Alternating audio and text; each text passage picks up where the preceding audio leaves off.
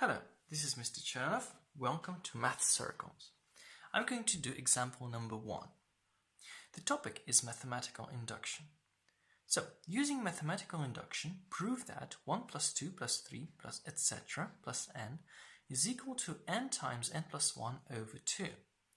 Basically, this is the formula for the sum of the first n integers. Induction consists of 3 steps. Step 1. It's called the base. To do step 1, we need to answer the question, does it work for n equals 1? For n equals 1, that means that there's the sum of first one integer, so 1. So out of these numbers, we only have 1, which is this one. Let's substitute the formula for n equals 1. So we're going to substitute n equals 1 into the equation, into the formula. So it's going to be 1 times 1 plus 1 over 2. This is 2, so 1 times 2 is 2.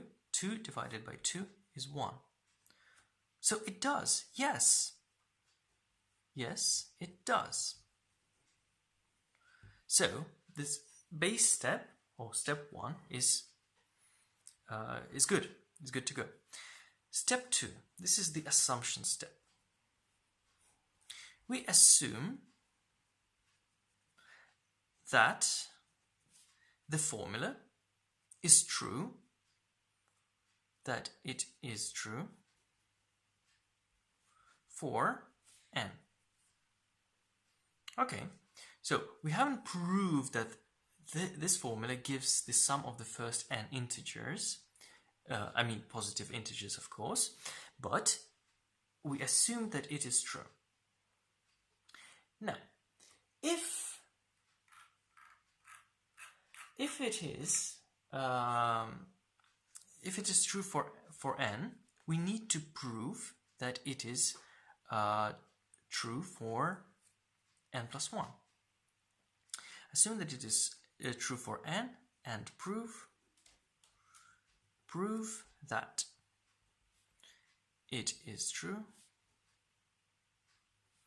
for n plus 1. So how does it work? So let's say that it is true for n equals 1. So 1 plus 2 plus 3 plus n equals n plus 1 over 2.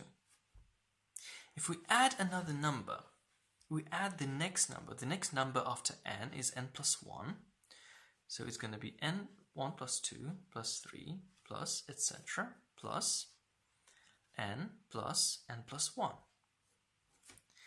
And we add the same thing to the right hand side.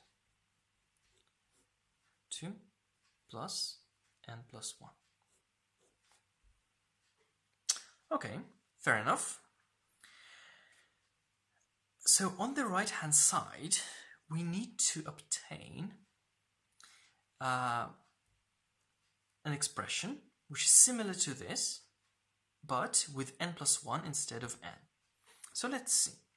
So the left hand side we don't touch, so we're going to work with the right hand side. I can see that n plus 1 is the common factor. So n plus 1, we can take it out, and we're left with n over 2 plus 1. I'm going to simplify this. So I'm going to find the common denominator, which is 2. So I have to multiply this by 2. So that's equal to n plus 1,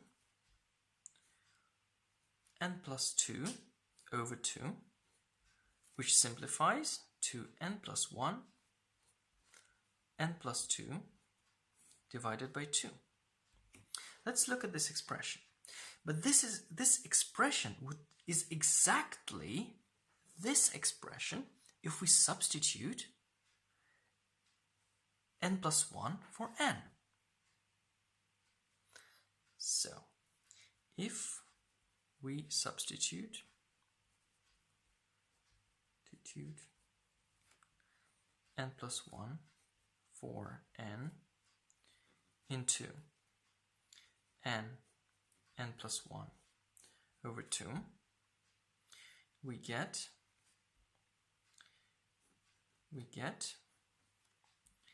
n plus 1 multiplied by n plus 1 over 2, which gives you n plus 1, n plus 2 over 2. So the exact expression which we obtained here. So what does this tell us? This tells us that the sum of the if the sum of the first n integers and positive integers is n times n plus 1 over 2. So if we assume that this is true, then the sum of n plus 1 integers is n plus 1, n plus 2 divided by 2, which is exactly what we would expect. Now, in step 3, we connect the two steps. So it works for n equals 1. Okay, fair enough. But we also prove that if it works for n, it also works for n plus 1. So basically, if it works for n equals 1, it works for n equals 2. If it works for n equals 2, it works for n equals 3. But we've proved that it works for n equals 1. Therefore, it does work for n equals 2. And if it works for n equals 2, it works for n equals 3. And if it works for n equals 3, it works for n equals 4, etc. That means that this formula works for any positive integer n.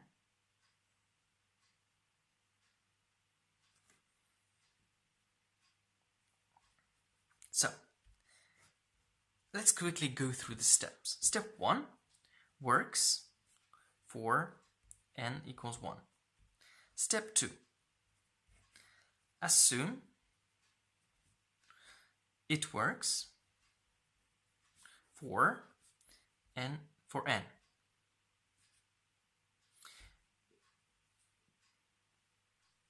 When we assume it works for n, it follows that it works for n plus 1. And step 3, if it works for n equals 1, therefore it works for n equals 2. It works for n equals 2, therefore it works for n equals 3. Therefore, it works for all positive integers.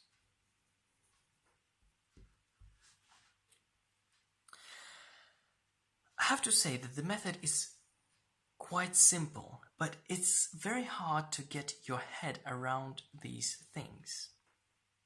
So go through the answers once again and try to visualize what induction really means. Okay?